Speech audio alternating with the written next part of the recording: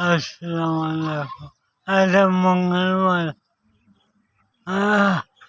मेरी मदद करो, मैं बीमार है, मेरा कोई आसरा नहीं,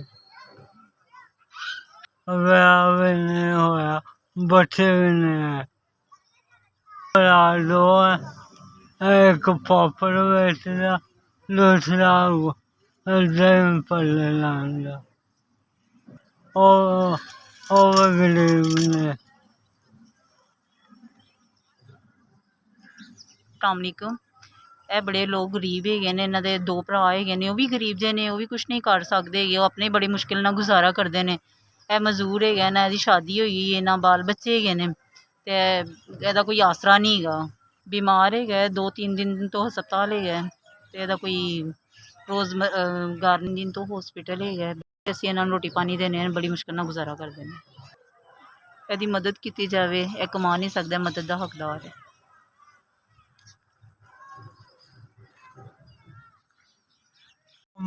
अल्लाह जानो खुश रखे अब्बा। हर मेरे मदद की थी, मैं दवाइयाँ लवा, सारे वास्ते दुआ करूँगा। अल्लाह जानो खुश रखे, आबाद रखे, लम्बे उम्र रहे।